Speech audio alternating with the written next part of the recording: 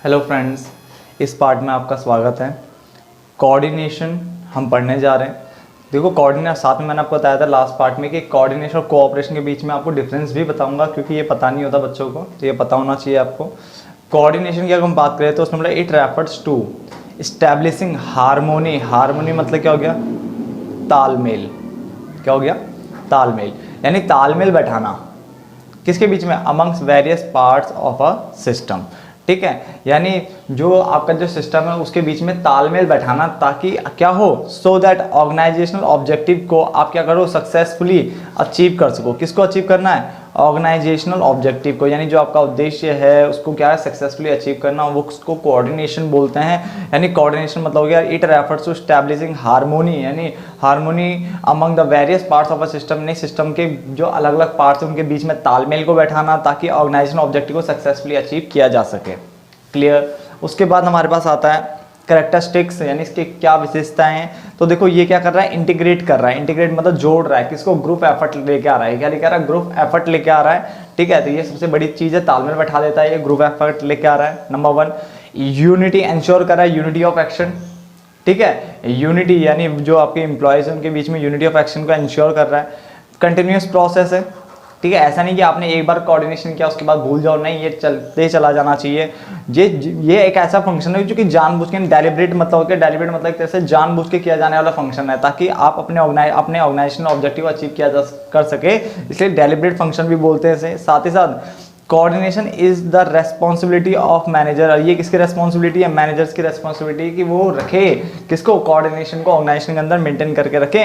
Modern management expert कहते हैं, modern management expert आजकल के कहते हैं कि coordination is not a separate function of management. ये मैनेजमेंट का कोई सेपरेट फंक्शन नहीं है, but it is the essence of management. ये मैनेजमेंट की जरूरत है। ठीक है, कि आजकल के मॉडर्न एक्सपर्ट तो उसको यही बोलते हैं, ये भी इसका फंक्शन ही एक तरीके से। ठीक है, ये कहते हैं ये सेपरेट फंक्शन नहीं है मैनेजमेंट का, but it is the essence of management. ये क्या है? ये मैनेजमेंट की जरूरत है एक तरह से। ये फंक्शन, इसके बिना तो अचीव करना गोल्स को बहुत मुश्किल है। तो कोऑर्डिनेशन क्या है? कोऑर्डिनेशन बोला स्टैब्लिश करो harmony among the various parts of the system, ताकि ऑर्गेनाइजेशन ऑब्जेक्टिव को सक्सेसफुली अचीव किया जा सके। क्योंकि ये क्या करता है? इंटीग्रेट करता है ग्रुप एफर्ट को इंटीग्रेट करता है, इंश्योर करता है कि यूनिटी ऑफ एक्शन होता रहे। ठीक है, यूनिटी ऑफ एक्शन को कंटिन्यूअस प्रोसेस है, डेलिब्रेट जानबूझ के किया जाने वाला फंक्शन है। ठीक है, क्योंकि गोल अचीव करवाना है। साथ साथ कोऑर्डिनेशन जो है वो रेस्पॉन्सिबिलिटी किसकी है? मैनेजर्स की है। और आजकल के जो मॉडर्न मैनेजमेंट एक्सपर्ट है वो कहते हैं कि coordination is not a separate function of management, but it is the essence of management. ना तो ये देखो कि वो सेपरेट फंक्शन नहीं है, ये मैनेजमेंट का ही एक तरह से फंक्शन ही मान लो। ठीक है, क्योंकि मैनेजमेंट की जरूरत है, इसके बिना मैनेजमेंट की जो है ऑर्गेनाइजेशन जो है अपना गोल अचीव नहीं कर सकती। कोऑर्डिनेशन कोऑपरेशन में क्या डिफरेंस है? अगर हम ध्यान दें तो कोऑर्डिनेशन जो है ना वो एक तरह से पार्ट ऑफ मैनेजमेंट प्रोसेस, यानी मैनेजमेंट प्रोसेस का क्या है? ये पार्ट है, इसके बिना आप नहीं कर सकते तो कुछ। तो पार्ट ऑफ मैनेजमेंट प्रोसेस, ये मैनेजमेंट प्रोसेस का पार्ट होता है। जबकि इसको ध्यान दें, कोऑपरेशन ये वॉलंटरी बेस्ड एक्टिविटी होती है, यानी खुद से स्वेच्छा से होती है ये। ठीक है, इस पर कोई फोर्स वाली बात नहीं है, ये क्या है? वॉलंटरी एक्टिविटी होती है। अगर हम कोऑर्डिनेशन देखें तो ये लॉन्ग टर्म को ध्यान में रख के किया था, नहीं जैसे ये लॉन्ग टर्म नेचर होती है, लंबे टाइम के लिए, जबकि ये कोऑपरेशन जो होता है वो सिर्फ शॉर्ट टर्म बेसिस का होता है। ठीक है, ये फॉर्मल होता है हमारा। कौन? कोऑर्डिनेशन हमेशा फॉर्मल होता है, जबकि कोऑपरेशन हमेशा क्या होता है? इनफॉर्मल होता है। आगे देखें तो कोऑर्डिनेशन कौन परफॉर्म करता है? ये करता है टॉप लेवल मैनेजमेंट, जबकि कोऑपरेशन कहीं भी देखा जा सकता है, ईच लेवल पे आप ये कोऑपरेशन देखने को मिल जाएगा। इसका काम क्या है? ताकि इंश्योर हो सके स्मूथ फंक्शनिंग, यानी जो काम है वो चलता रहे, कोई दिक्कत ना आए। जबकि इसका क्या है? सिर्फ अचीव करना है कॉमन गोल को। क्या करना है? कॉमन गोल को अचीव करने के लिए। बात समझ में आ गया? कोऑर्डिनेशन क्या है? पार्ट ऑफ मैनेजमेंट प्रोसेस का पार्ट है ये, बट ये वॉलंटरी एक्टिविटी है।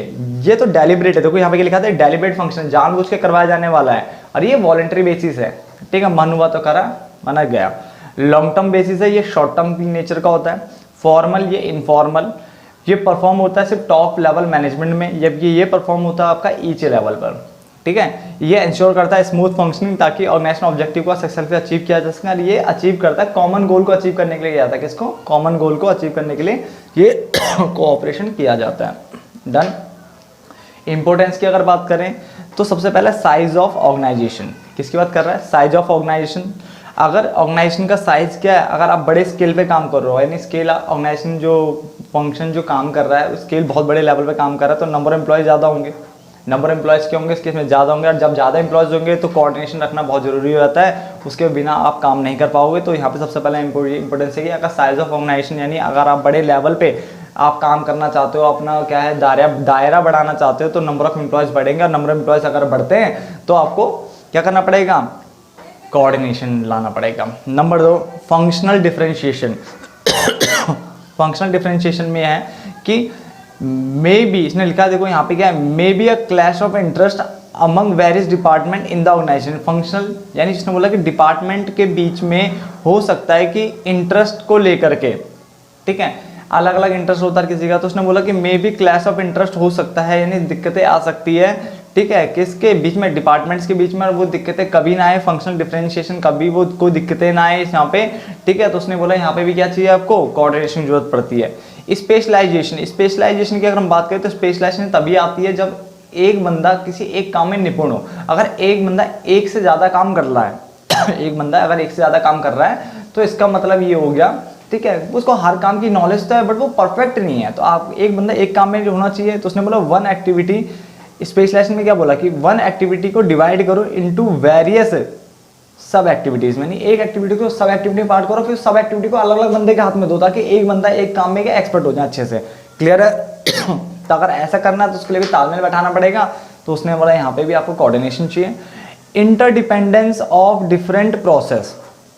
अब मान लो बहुत सारी प्रोसेस है, इसने बोला various units in an organization are interdependent. बहुत सारी यूनिट्स जो ऑर्गेनाइजेशन की होती है वो इंटरडिपेंडेंट होती है, एक दूसरे के ऊपर इंटरडिपेंडेंट होती है, ठीक है। और हायर इंटरडिपेंडेंस अगर हुई, हाई इंटरडिपेंडेंस में, तो ज़्यादा जरूरत पड़ जाएगी, ग्रेटर नीड हो जाएगी इसकी कोऑर्डिनेशन की, क्योंकि अगर इतने सारे डिपार्टमेंट है, एक डिपार्टमेंट दूसरे का इंटरडिपेंड है दूसरे डिपार्टमेंट के ऊपर, तो उसका मतलब ये हो गया कि कोऑर्डिनेशन की वहाँ पे जरूरत पड़ जाएगी, क्योंकि वहाँ पे जो है स्केल काफ़ी बढ़ता चला जा रहा है। तो कोऑर्डिनेशन क्या हुआ, कोऑर्डिनेशन हुआ कि स्टैब्लिश करना harmony among the various part of a system, ताकि ऑर्गेनाइजेशन ऑब्जेक्टिव को सक्सेसफुली अचीव किया जा सके।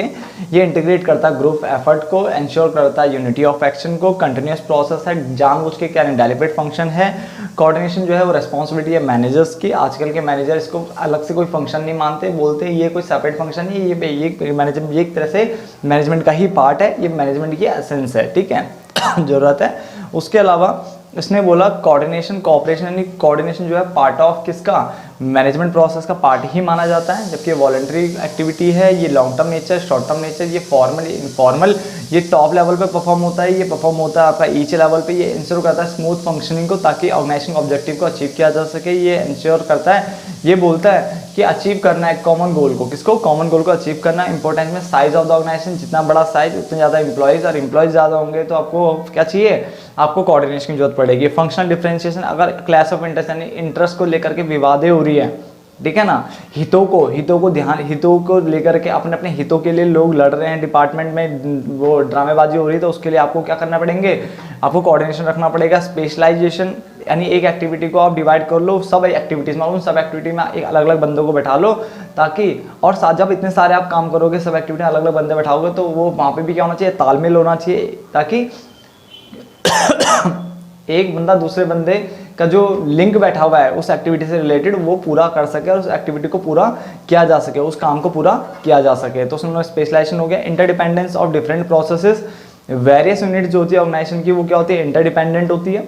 और अगर इंटरडिपेंडेंट, अगर हायर इंटरडिपेंडेंट क्या हुआ, अगर मान लो कि बड़े स्केल पे काम करो और हायर इंटरडिपेंडेंस हो रही है, यानी बहुत बड़े लेवल पे ये एक दूसरे के ऊपर डिपेंड हो रहे हैं, तो उसका मतलब ग्रेटर नीड ऑफ कोऑर्डिनेशन, यानी आपको कोऑर्डिनेशन यहाँ पे ज़्यादा जरूरत पड़ेगी। इंटरडिपेंडेंस ऑफ डिफरेंट प्रोसेस में भी कोऑर्डिनेशन की जरूरत पड़ती है। तो size of organization, functional differentiation, specialization और interdependence of different processes. Clear है? तो ये आपको याद रखना है। तो मिलते हैं नेक्स्ट पार्ट में, तब तक के लिए धन्यवाद दोस्तों।